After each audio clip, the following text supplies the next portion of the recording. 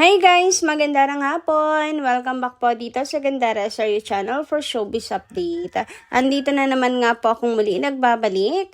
Ang nagmamaganda ninyong kachismosang Kimpaw, wala na nga pong iba. Ang lokalat na si Gandara Saryo upang magatid sa inyo ng latest update and fresh happenings patungkol kina Kim Chiu and Paula Avellino. And para nga po sa hapong ito, ang tatalakayin natin at pag-uusapan, syempre ang tungkol sa birthday boy natin na si Papi Paula Avellino na pinakainabangan nating lahat. At alam nyo ba, meron ako nakitang post kung saan abay talaga nakapagpalundag ng aking puso, mga kakipi.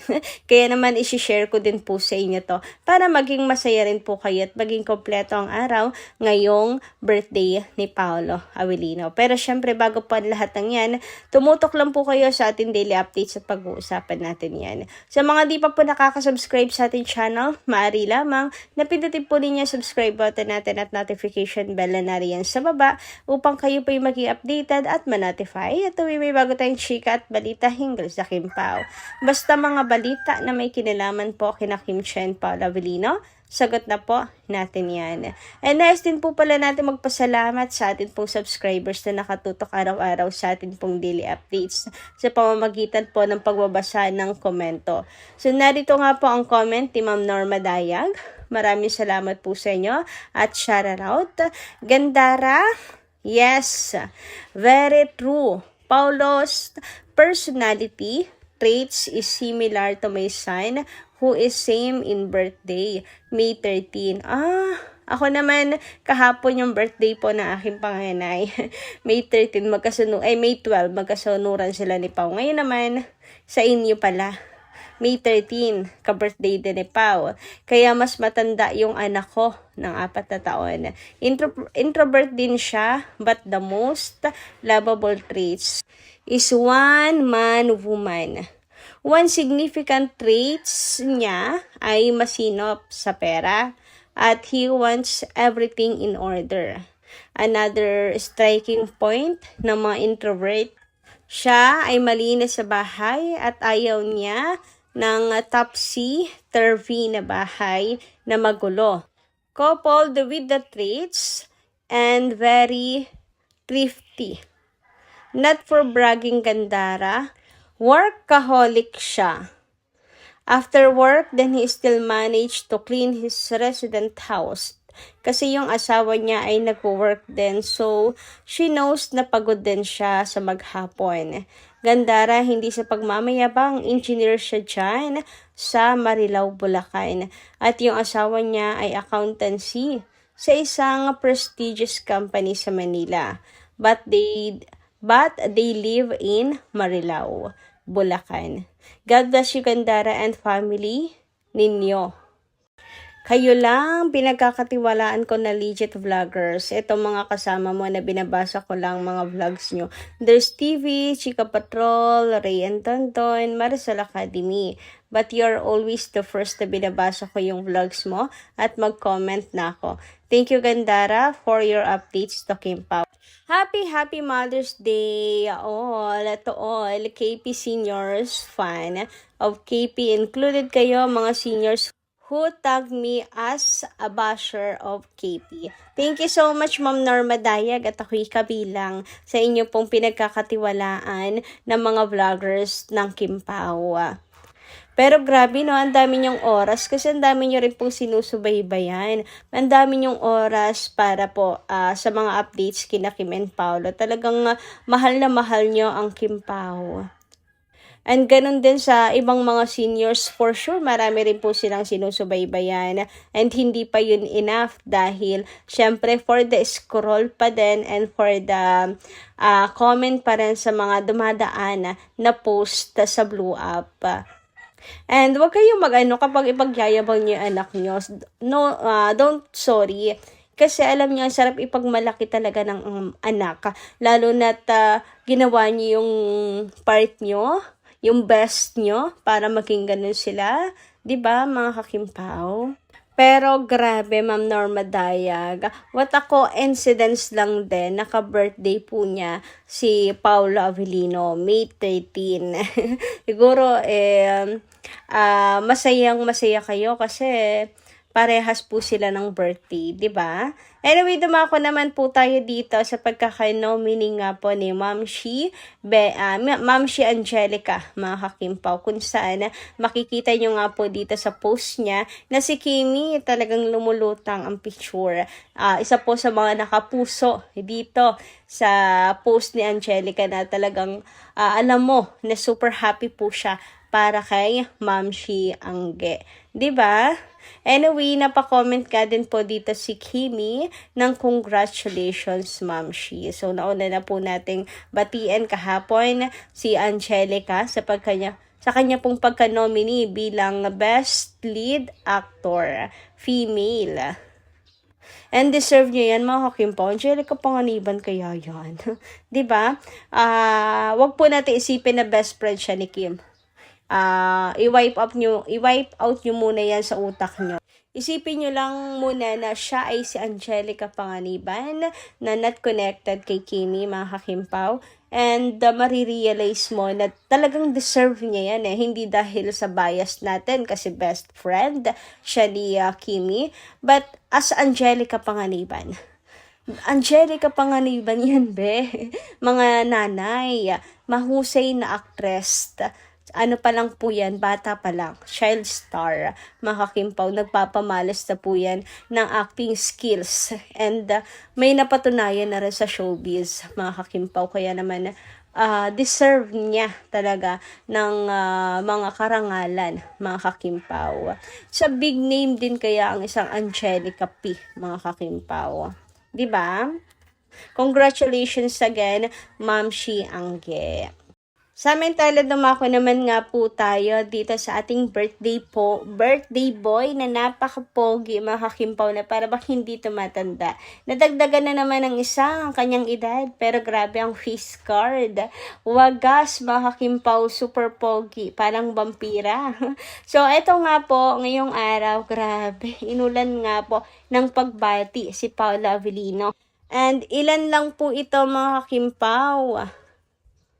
Marami pang iba. Pagbati mula po sa Kapamilya TFC, from Dreamscape, from ABS-CBN, from Star Magic, from ASAP Official, and I Want. Marami pa pong iba, mga kakimpaw. And syempre, may pagbati rin po si JC. Ito na nga, mga kakimpaw. Pagbati niya kay Paolo, happy birthday, big bro. Talagang big brother na ang turing po niya kay Paolo Avellino. Siya po yung, mga kakimpaw, pumunta pa po talaga ng Anaheim para suportahan sila kay Men Paolo sa kanila pong world tour. 'Di ba? Napaka-solid ng samahan nila. Always got your back. Kaya ayan, likod lang talaga nakuhaan sa atin dito. Kidding aside, always rooting for your success, bro. Cheers! Ayan, nawa nga, mga kakimpaw, with friends ay meron pong ganap si Pau.